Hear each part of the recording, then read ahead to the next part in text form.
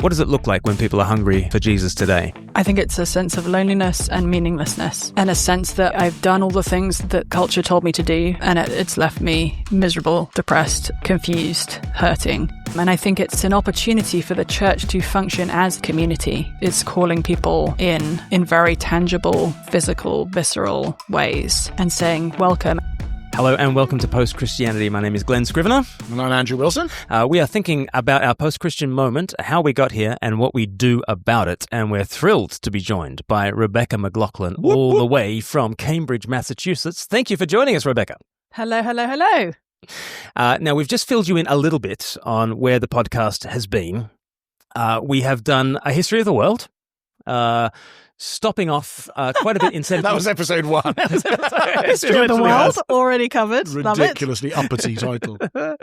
We got to we spent quite a bit of time in 1776. And so that's the focus of Andrew's book as the invention of the modern world, remaking our world.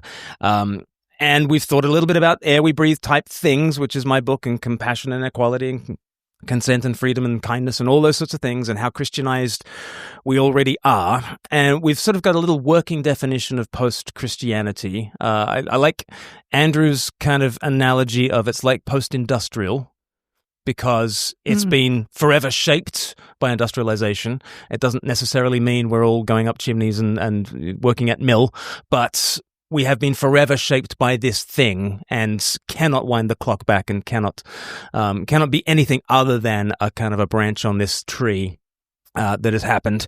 And so here we are in this post-Christian moment. You have lived a lot of your life in the US now, but grew up in the UK, and you're ministering in a context in which people are thinking very deeply about our culture and our cultural moment. So how do you navigate this question? We're really trying to bring it into land in the series. So what? Even if we get the pin in the map about where our culture is, what does that mean for the Church of Jesus Christ to live faithfully and fruitfully today?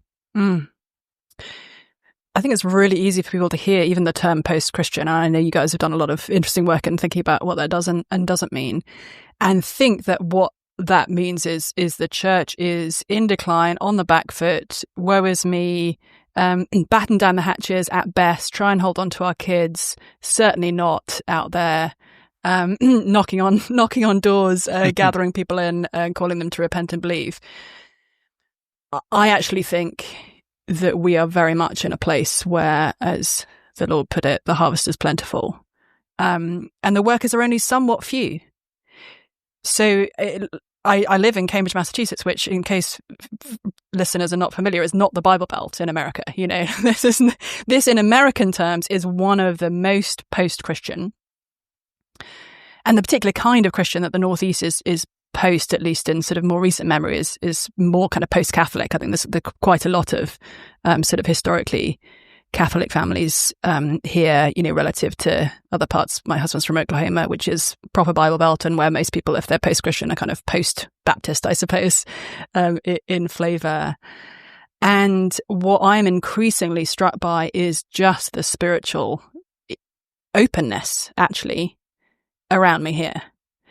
And the fact that some of the most basic Christian, the most basic things that Christians have always been called to do are in many ways the things that Christians are called to do now.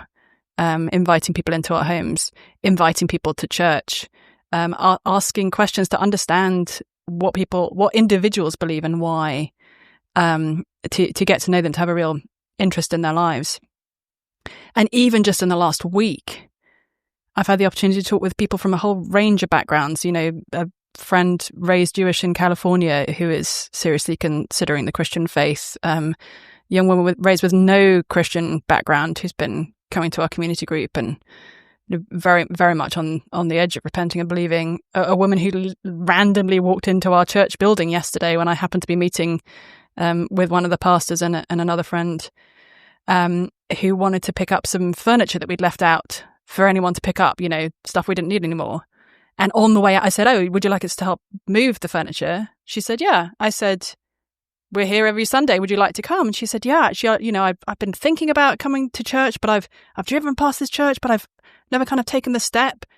Great, come on Sunday. I mean, just even just in the last 24 hours, as I say, in Cambridge, Massachusetts, not the Bible Belt, so much opportunity for people who just need an invitation often, and an invitation, a relationship, an ongoing invitation that isn't only come to church on Sunday, but maybe also come to our Bible study, come and have dinner, come just like a kind of come and see welcome that gives people space to hear about Jesus. Sorry, I'm like going kind of this is brilliant. I think you're absolutely right. I think that it's fascinating to think that for all the analysis that I think telling the story about how we got to where we are, I hope is very helpful. The reason I find it helpful is because I understand people better when I'm talking to them. But actually the fundamentals of what you do, praying for people, inviting people to church, having meals with people, asking good questions, taking opportunities to share, being bold when you need to, basically the same sorts of things that Christians have had to do in every generation. And I just think that's, I think instinctively should probably resonate with all Christians going, of course, the same things Jesus said. I love the way you framed it. It's like, well, I've come to believe that what the Lord said is true. I thought that was very good. And obviously those who don't agree are not with the Lord. I thought it was like, it's tricky because, of course, Jesus was talking at a particular time and in a particular place. So what he said then was absolutely and unquestionably true then. I just increasingly feel like it's actually true now. And I've been thinking more and more about when disciples haven't caught any fish and Jesus says cast the net on the other side, and then there are so many fish that the boat is going to be overflowing.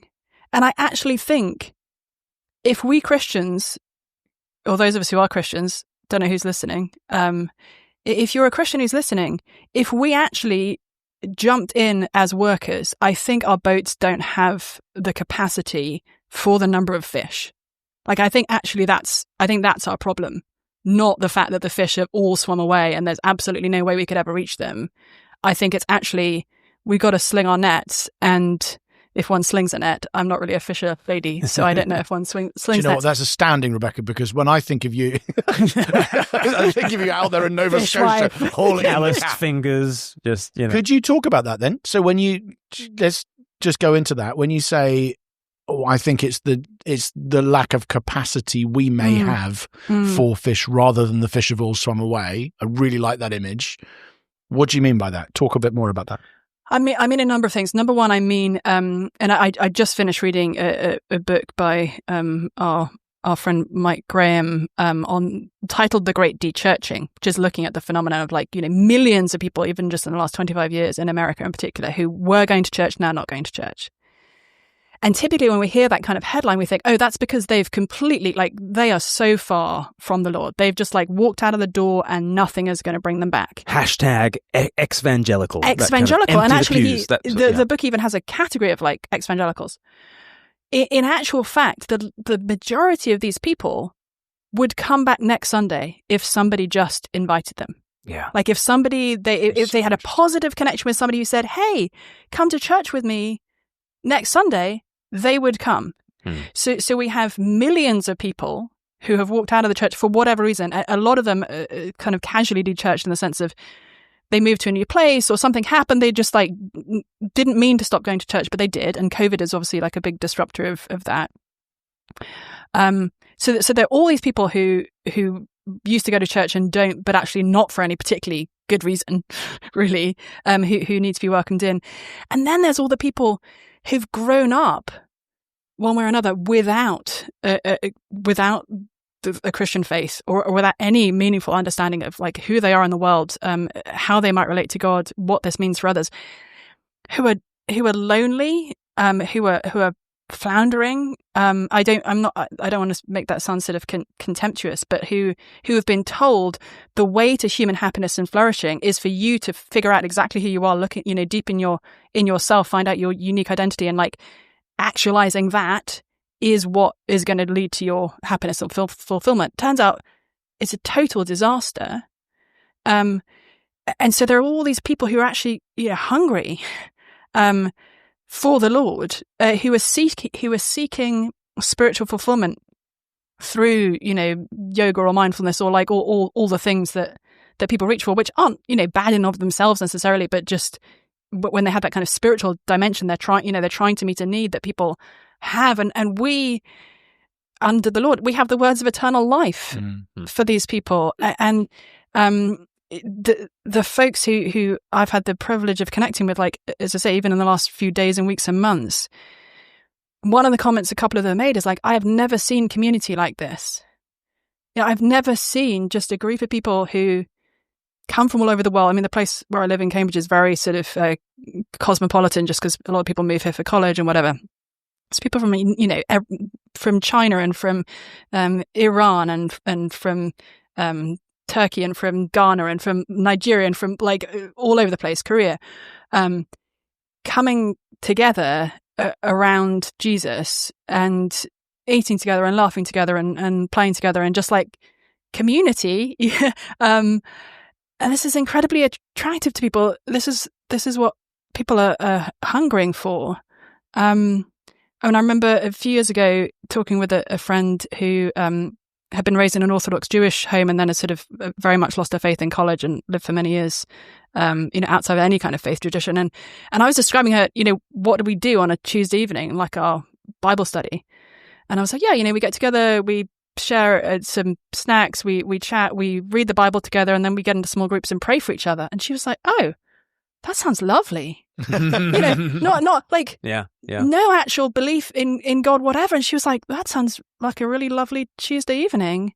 And a kind of wistfulness. I wish like I would like something like that in my life. Right. Yeah. There's such hunger for that. Yeah. Such hunger. Yeah. We spoke in a previous episode about, are we in a post-truth moment? And Andrew, you made the point where we're really in a post-trust moment. And it's not just that, church membership is declining. All membership of all societies, all corporate identity is absolutely shrinking, and those numbers are tanking across the board. But that leads to the kind of hunger that you're talking about, and a real opportunity for what does thick community look like, and where do you have community that is across boundaries, that is across distinctives of age, for instance, and of race and of class. The church has such an opportunity. Well, and here's the thing. I think it's easy for us, if we are Christians and if we go to church regularly, to think that church on a Sunday should be comfortable and that it shouldn't be too much work. Like, we go there to be encouraged, to hear a sermon, to see our friends, to be, buoyed up by the experience. And none of that is bad in and of itself. I'm increasingly convinced that actually on a Sunday morning, those of us who are followers of Jesus need to be like working. We need to be intentionally seeking out the people who don't have friends yet. Maybe because they don't fit in sociologically with most of the other people in the room. Maybe because they're new. Maybe because they're a single mother. Maybe because they're much older or much younger or whatever it is. And start conversations. And the reality is, it's much easier to talk to somebody if either you know them very well already or you have a very similar background. It's meaningfully hard work to talk to somebody who is from a very different place, either kind of geographically or just socially. And it can feel awkward. You're trying to think, well, what will be a good question to ask them? I don't relate to their life circumstances very well. It's hard work, right? And I think that's what we need to be doing on a Sunday, because otherwise what's happening, and this is where I think our boats aren't big enough, or they're not doing their job sufficiently. Every Sunday in our church, which is a lovely kind of little Southern Baptist church, funnily enough, in New England, people walk in for whatever reason. And it might be they were raised Catholic, haven't been to church in a decade, and then something happened in their life. They thought they just sort of tried church, but they didn't want to go back to a Catholic church. Or maybe, they drifted away from church some time ago. They thought they'd come back. Or maybe they're just, somebody from the neighborhood who just thought, you know what, I'm going to try like walking into that church. They come in, they sit by themselves, they walk out. And we miss, like week after week, we miss the opportunity to reach the people who have literally walked through our door, like our physical building. We miss them. And we may be thinking, I would love to pluck up the courage to reach out to a colleague or to pound the streets, calling people to Jesus, those are both really good things, but we're actually missing even the people, like the fish who have literally swum into our building. We're letting them slip through the net. Sorry, I'm a little bit... No, I'm just chuckling to myself about the use of the word literally in the sentence, the fish who have literally swum into our building. but that's extremely pedantic, and I'm very sorry, indefensible, because you make a really, really important point. But that's what it was. Yeah. I was struck as well by the figures that Mike Graham shares about de-churching, really, and just how many millions of Americans, they may have left institutional religion, they may have left the church, but they've left all sorts of institutions, actually, and everyone is kind of retreating into themselves, and they just need Unions, to be invited. Clubs, yeah. And that translates to the UK as well. So for our UK listeners, the Talking Jesus survey was in 2015 and again in 2022. And no matter how many times I tell Christians in this country, like how open people are to invitations to the church and how open people are to Christians and how absolutely positive they are towards A, Jesus, and B, Christians, no Christian wants to believe it. Because everyone's like, oh, they just needed to survey my friends. My friends think I'm an idiot. Well, why are you their friend? I don't know. like what's wrong with you? But it's like, again and again, the Talking Jesus survey, and they've done this properly with a sample size of about 3,000 non-Christians, and asking them, even when they're asked, do you think Christians are, for instance, homophobic? And maybe like 8% or less, when they're offered the chance to, okay, here are a whole bunch of positive things, and they're busy ticking all the positive things about, the Christians that they know. And would you talk, would you say that Christians are bigoted? Not so much. Would you say they're homophobic? Not so much. They might be a little narrow. They might be a little superstitious, or something. They'd have certain kind of phrases for Christians, but it's not the defeaters that we think Christians have, non-Christians have with us. And I just feel like we are disqualifying ourselves from outreach by thinking the world hates us, or thinking the world is more distant from our message than it might well be. And that suits us because we're lazy. It suits us. Well, I think it's partly that we're lazy and partly that we are fearful. And I understand that. It's funny, a few weeks ago, I gave a little talk on evangelism at my church, and it was not trying to say all that there is to be said about evangelism, but I always like to have 4 points that people are actually going to remember, and see if I can remember them. My first point is that evangelism is hard. Second point is that evangelism is hospitable. Third point is that evangelism is hopeful. That was actually the fourth point, so I've clearly forgotten what the third point is.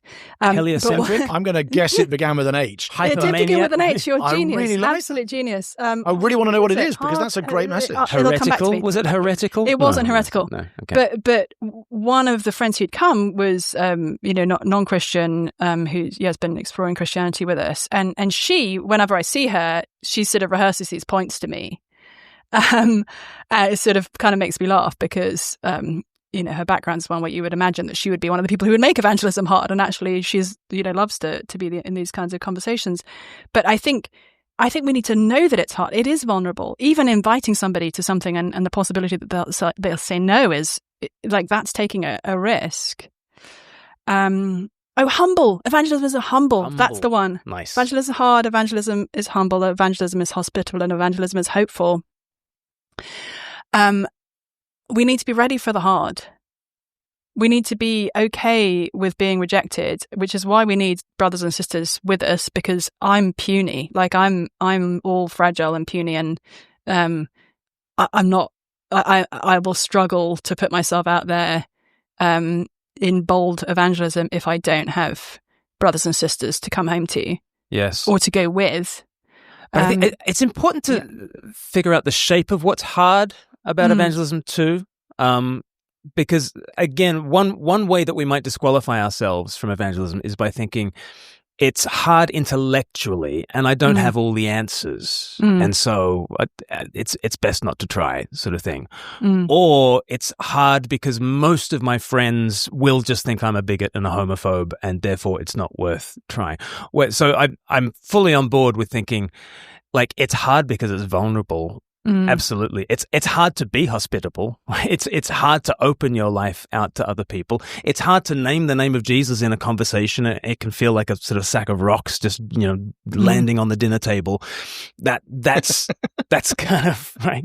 Andrew's just going to laugh at our analogies all. No, I think it's a great analogy. I'm just going to laugh at your verbal typos, but I'm not going to laugh at the analogy. I think they're great.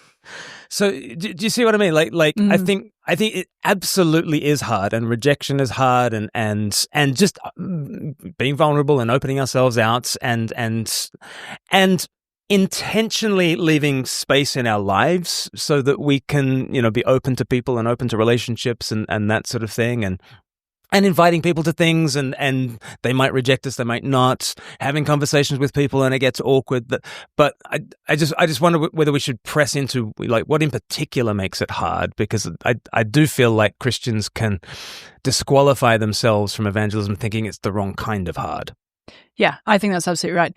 It is certainly the case. I mean, I not infrequently find myself in conversations where it is hard in that sense of pretty deep disagreement that requires, it's my day job to think about these things. So I tend to have, I'm probably more equipped than the average person just because I have the privilege of spending, all day long thinking about the objections to Christianity and how one might address them. But I understand why it feels intimidating to people. But I think this is where the hard and the humble can help each other. Because the last thing we want to do if we're sharing the gospel is to come across as if we are sort of self-righteous and have it all together, because we're actually kind of undermining the gospel if that's what we're communicating. And it's sometimes what people are primed to hear us as saying. So I think it's okay to say when, I don't know. I'm actually not. That's a really good question. I don't know the answer. I'd love to look into that more and get back to you. I think actually having the humility to say that at times is helpful. And as you point out, actually many people are much more positively disposed toward these conversations than we might think. Mm-hmm. They're eager for deeper conversations about meaning and truth and love and flourishing. And they're intrigued actually by people who seem to be orienting their lives around Jesus. It's intriguing. Yeah. And I think the more we scatter seed more widely, it is true. The more I get surprised at how hard some people are to the gospel, but also more surprised by how open some people are to the gospel. So, that's well said. We door knock the parish around our church 3 times a year, and it's less common for people to kind of slam the door in our face than it is for people to open up the door and say, come in for a cup of tea. I was actually praying last Sunday, and I think you're an answer to my prayers. That happens a lot more than people slamming the door in our face. But you get so much, you get shocked by both ends, I think. But one of the things about that parable, Mark chapter 4, in scattering the seed, is the evangelistic wisdom of moving on. If the door doesn't open, there's something about my personality, because I spend all day thinking about objections to Christianity as well, that I want to batter down the door and say, here are all the reasons why you're wrong. Yeah, come on. But I'm not called to batter doors. I'm called to scatter seed. And like in the New Testament, moving on in those circumstances is huge. Shake the dust off your feet and don't cast pearl before swines. And like even in Acts chapter 17, I love that there's Paul in the Areopagus, and he's, going toe to toe with the Epicureans and the Stoic philosophers, and some of them are sneering at him. And Paul just moves on. Like, there are a couple of named individuals who come to faith, and it sounds like, they might start the church, and so he just kind of hands it off to those people and he moves on. And I just think, my temperament is I would want to stay there and wipe that sneer off their faces, because like it is intellectually credible to believe in Jesus, and I want to have and he just moves on to Corinth, and he just scatters some more seed. And I just think that's a very healthy attitude to opposition, whatever opposition there is. You circle back to that friend, and if they had an adverse reaction to your invitation to carol services, that's all right. There'll be another carol service next year, and I can circle back to that person. But I don't have to batter down every door that's closed in my face. Yeah, I think that's right. I think it's a tension because on the one hand, we do want to make sure that we are continuing to scatter the seed and that we don't only kind of get caught up with the people who seem least interested, which, I can certainly resonate with that. At the same time, I think there's something to persistence and to just continuing to show love and to be invitational with people who maybe even have been quite hostile toward us. I'm not talking about like you don't move on from loving them. Yeah, you never move on from loving them. Yeah, ever. Yeah. Yeah, and just and certainly I've known people where it's really been years of Christians in their lives kind of putting up with actually their hostility before they've repented and believed in Jesus. So yeah, but it's funny that the parable of the sower, I used to be like completely unmoved by it. To be honest, I was like, oh, it's parable of the sower, great. And then I was writing a Bible study last year, and I was looking at the parable of the sower, and I suddenly became deeply moved by it because it was a reminder. It's not my job to figure out what kind of soil somebody else is. Like, it's just not my job. My job is to be out there scattering. And the Lord is bringing this extraordinary harvest. Like, even though the majority of the ground that you're scattering on seems sort of unfruitful, that the Lord is then bringing this massive harvest that kind of outweighs the kind of barrenness or the weediness of the other soil. That the harvest that He brings from the good soil is just extraordinary. And so I suddenly became really moved by that parable in a new way. Yeah. I remember I was preaching in a London church for 3 years before I went to train to become a vicar and do my theological training. And so I was 3 years in a church where 50% would not have claimed to be Christians. It was an incredibly evangelistic kind of church, and they were happy to keep coming back Sunday after Sunday. But they also seemed happy not to come to Christ. And my final sermon was on Psalm 32, and I was just pleading with people, come to the Lord, come to the Lord. I was in tears in the pulpit, and I was in pieces after the service. And a friend came up to me, and he gave me the most efficient pastoral care I've ever received. He completely changed my mood in 4 words. He just said, "You sowed the seed."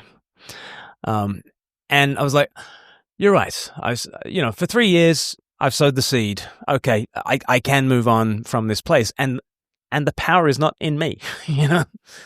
Seeds are incredibly powerful, but it's this slow, low, secret power that you hand over, and then it's not in your hands anymore. Can I ask you about how have you found sort of sharing the gospel, evangelism in a post-Christian environment changing in the last 20 years? So we're all of the same age, I think. We were all at uni in the late 90s, and in the last 20 years 25 years since we went to uni or whatever, how have you found evangelism changing in terms of the kinds of things you're talking about? What you found helpful, what you found that actually used to be quite a fruitful way to talk to people, and it isn't now. I never used to think that way. Now I do all the time. And perhaps anything about talking to young people as well, which I know you do. We all do, I guess. But yeah. So contextually, if the heart of what we're doing remains the same and is always the same in every generation, how has the expression of it changed in your life so far, and change according to the generation of the people to whom you're speaking? Yeah, I think we have seen something of a shift from maybe more the intellectual credibility questions being on the front foot to more the moral questions being on the front foot. And it's not that those questions weren't there. So, when I was an undergrad, like Christian sexual ethics was weird then and it's weird now. But I think it's even weirder now. And one of the things that I kind of like to say to people, actually, when we sort of get into a conversation, and I had one like literally yesterday with a woman in the neighborhood near our church who has never been a churchgoer, is sort of has a positive impression of our church from having been in the neighborhood for some time, but no kind of Christian background or whatever, and was just asked me some questions. And one of the things I like to say about like Christian sexual ethics is it's actually weirder than you think. It's not just that as a Christian I believe that sex only belongs in marriage between a man and a woman, but that the whole point of this is a metaphor. It's all about pointing us to Jesus's love for his people, and so the even the most beautiful, wonderful, amazing relationship of that kind that we could have with another human being is only ever going to be a tiny echo of Jesus' love for us. Like that actually, I think often in those kinds of conversations where sexual ethics can feel like a kind of distraction from the gospel or a defeater to the gospel, I think it actually can be a gateway into talking about the gospel. If we can just sort of name from the first, this is wild, right? This is crazy, weird stuff. And I'm not pretending it's not. But actually, what I believe springs out of this understanding that actually Jesus stands at the center of reality, that Jesus is the one who fulfills our deepest desires and the longings of our hearts, and that he's left little clues and signposts to what that might mean in creation, in our lived experience and relationships, but that ultimately they'll only ever disappoint us if we put all the weight of our worship on that. They will only disappoint. So I think in terms of how things have changed, I think there is more of a front foot when it comes to sexual ethics, and obviously gender identity is an increasingly important and fraught conversation for Christians today, even more so than it was 2 years ago, 3 years ago, 4 years ago. A very kind of rapidly moving conversation there. I think especially in the US, conversations around race are still extremely important, and I think sadly, I think a lot of Christians and a lot of churches have done a very poor job of representing well how the gospel speaks into those conversations. I think we've been far too quick to just sort of defend the record of our tribe, those of us who, like me, are both white and evangelical, rather than being willing to say, yes, actually there's a painful, horrible record of sin here, and I can acknowledge that. I can acknowledge that and grieve over that because I believe the Bible. Actually, my Christian faith motivates me to do that, rather than that becomes a reason not to believe in Jesus. So I think, the ethical, the moral conversations. I think it may be more acute in the US, but I think that's true across the West, isn't it? Yeah. You spoke earlier about there is hunger for Jesus. In fact, it was one of the first things you said. How is that expressing itself nowadays? Because in another age, I guess people who are ripe for hearing about Jesus might have felt an overwhelming sense of sin and guilt, and they need the relief of the gospel to come to them. And, that is what the antechamber of the church looked like. And the antechamber of the gospel is people are kind of ripe for hearing of Jesus. It strikes me that that's not kind of the shape of what it looks like when people are hungry today. What does it look like when people are hungry for Jesus today? I think it's a sense of loneliness and meaninglessness, and a sense that I've done all the things that culture told me to do, and it's left me miserable, depressed, confused, hurting. So I think then the antechamber is community. I think it's calling people in very tangible, physical, visceral ways. And saying welcome. And I think it's an opportunity for the church to function as the church, because you and I, we are utterly insufficient, not only because of our sinfulness, but also because of our limitedness to reach all the people around us. If I walked out of my door right now, within a half-mile radius, there are far more people to reach than I can reach. And there are many people who I wouldn't even probably be the right person to reach them. But as a member of a local church and a Christian community, we have a whole team, and I think fielding that team to where we're all playing our different roles. Some of us, I'm somebody who's naturally happy to go and do the first contact, come into church, I'll grab you, you're a newcomer, I'll start a conversation. I then really would love to connect you with somebody else who you might have been to the same university as, or who you might have come from the same state as, or who you might like some kind of connection. And then to have that team be mobilized around people who might be interested in exploring Christianity. And there is a deep and delightful sense of joy and love and community that comes through working as a team together. And I think that's something that we Christians are actually starving for. I think we're robbing ourselves of the community that we could have because we are not out there working the mission that God has given us. Yes. And therefore, the realm of pastoral care and evangelism kind of comes together in really fruitful and helpful ways. Like if we're going to reach out in these sorts of ways, we're going to have to be, very pastorally sensitive, and we're going to have the kinds of communities that can really be places of healing and help for those who are lonely and those who are broken. I'm always trying to say to people to give a vision that evangelism and pastoral care are the best of friends, that, pastoral care is just evangelizing Christians and evangelism is just pastoring non-Christians. And one of the things that helps with is, just as you say, that all the church then becomes emboldened and equipped to be a part of this great evangelistic task, because I might not be a kind of a lippy person who is able to have all the words, but in 1 Peter chapter 4, Peter gives like the shortest gift list in the New Testament, and he basically says, some people are really good with words, let them speak as though speaking the very words of God. Some people are serve, and let them serve with the strength that God requires. And I think those are umbrella terms for some people are good with words, some people are good with this deacon kind of hospitality service. And what would it look like to get these two people, working together in the great priesthood of God, 1 Peter chapter 2? It would be evangelism the way it happened in the early church, evangelism the way it happened, in the book of Acts, evangelism the way it happened in those early centuries, which is opening up tables and homes and sprinkling it around with, there are some Rebecca McLaughlins in your church, and there are some Andrew Wilsons in your church, and let's get them around a table. But it doesn't just take those kinds of speaker-type gifted people. It really enfranchises, the entire body, because pastoral care and evangelism are integrated. Yeah, and actually, I think we have been infected with the idea that it's so prevalent in the culture more generally, which is that I should be sitting around thinking about my own identity and my own,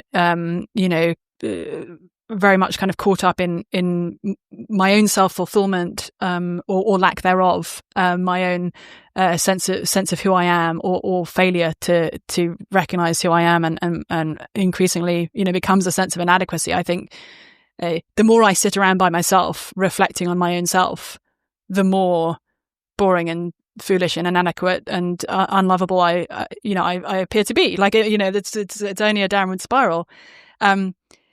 It's not my job to sit around thinking those things. Actually, it's my job to be out there extending the love of Jesus and sharing the gospel and partnering with my brothers and sisters.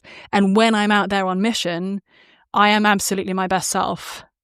And so I think there's, not that this is the primary point of it, but there is a kind of, for want of a better word, a sort of therapeutic shape to mission that I think many of us as Christians, and actually I think even something as wonderful and beautiful as marriage and a nuclear family can feed this, where we sort of retreated into ourselves or into our immediate kind of households, and we've lost that gospel oriented outward focus,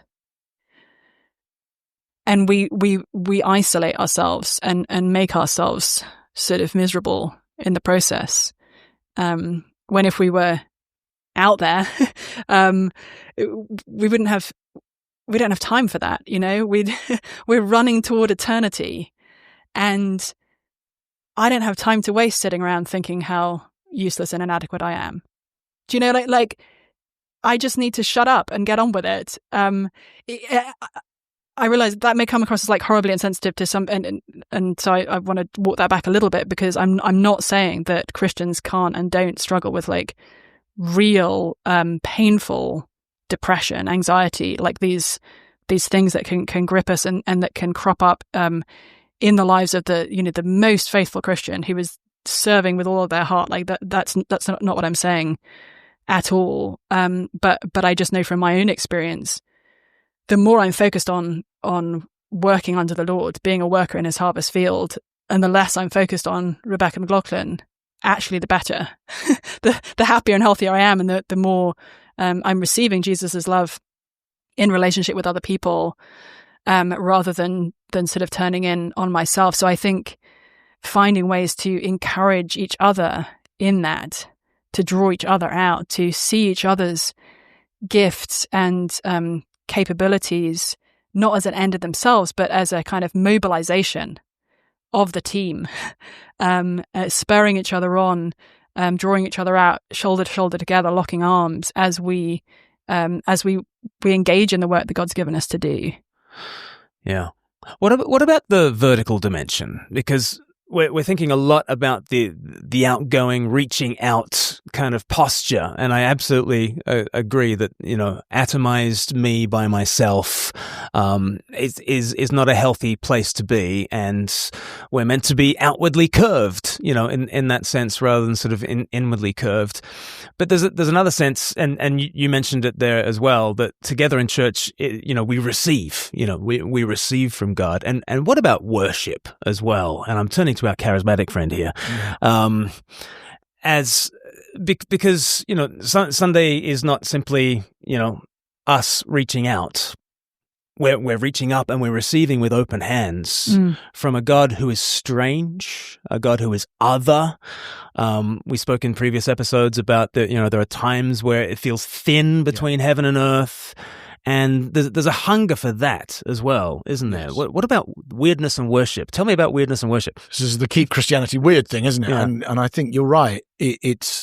I think the temptation can be the world think this is very strange, so let's close the gap between us and the world, even if it means increasing the gap between earth and heaven, or at least feeling like you are. Clearly you don't, you never actually do, but you feel like you are.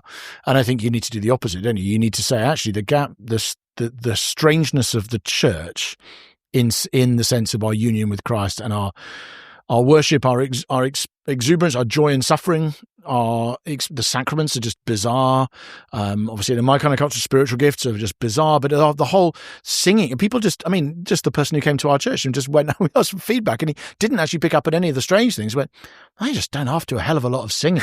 And it was like the idea that outside of a football match, you would spend so much time singing for joy. Mm-hmm. Almost no matter what was going on in your life, was a very alien idea. Yeah. And that weirdness is itself, I totally agree with what Rebecca said earlier, that people are often much more struck by the power of it than they are alienated by the strangeness of it.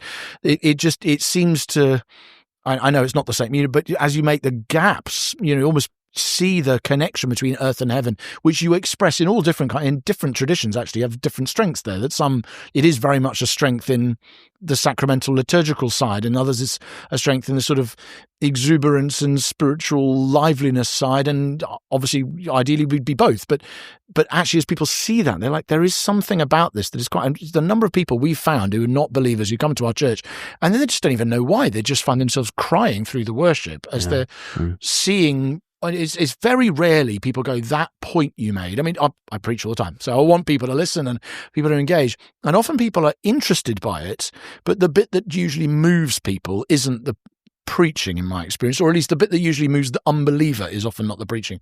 That's often where you get the chance to say, given what you feel, this is the thing to do. This is where you could come, we'll talk more. But the bit that often reaches the parts that other beers don't reach is worshipful, doxological, joyful, sacramental. Perhaps it's different. It's the things that you just don't get anywhere else. And people do give compelling speeches and arguments for 20, 25, 30 minutes in other walks of life. But what they never do anywhere else is the sort of corporate worship life. So I don't want to downplay preaching, and I know none of the three of us would want to do it all the time. Mm-hmm. But I think you're right. Sometimes the greatest appeal you can make to somebody is to show someone Christian worship and then say, so what do you think? Or what did you feel? Or, yes. And they don't have to have gotten it. either for that to be. No, often they don't. And you say to them, they're in tears, and say, what was that? And they just, I don't know. It's numinous. It seems to touch different parts of the soul. And that doesn't, again, I'm not trying to be sort of mystical to the extent that you bypass the brain, but I think sometimes then the preaching or the evangelism or the evangelism course, Christianity Explored, Alpha, whatever it is an opportunity to talk about what people experience rather than simply rationalize the faith as if it is just a set of ideas to be transferred from one to another. Yes, yeah. And I think that the deeper that you go into Christian community, the more powerful that is, because if I had to pinpoint what is the thing about Sunday morning that most gets me, it's looking around the church at people whose lives I know and whose struggles I know and whose stories I know, watching them worship is so powerful, because I can see, I'm like, I know where you've come from. I know where you were even like a few years ago. I sat with you and you were crying last week. Like, just to have that sense, so that the vertical and the horizontal dimension are all just like smushed up together in a way that they're only going to get more smushed up in the new creation, right? As we together are Jesus's bride.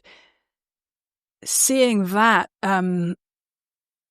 beautiful expression of God with us in the faces of my brothers and sisters, in worship together, is perhaps my favorite thing about church. Just seeing that, and then I remember when COVID hit, reflecting like, oh, all the things I'm used to at church I can't do anymore, and the singing is a huge loss. But it's also, I was like, I probably hug like 25 people on a Sunday morning, one way, and I'm holding people's babies, or I'm like, just the cutting out the touch was like, oh, what is this? It was horrible. I hated it.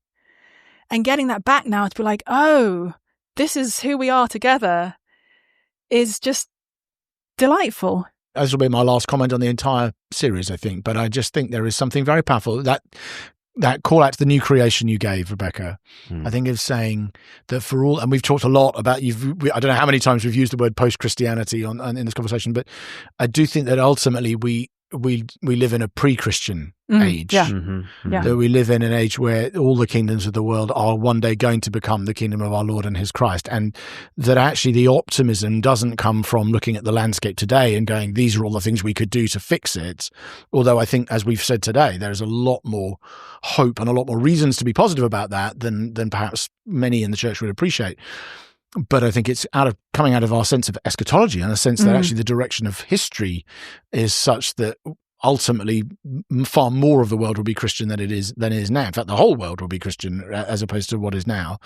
And I think that anticipation both of the worshipping life of the gathered church on the last day, but also the sense of evangelistic mission accomplished, that actually there's none of the struggles and tensions, and how do you navigate that and triangulate this need with that question and this sexual ethical issue and that political dilemma. None of that will be needed. And I just think that's, for me, that's the most hopeful thought in the world. Wonderful. So I guess that's a good place to draw post-Christianity to an end, and that will be this series of post-Christianity. If we do another series, we could call it pre-Christianity, couldn't we? And maybe that's coming soon.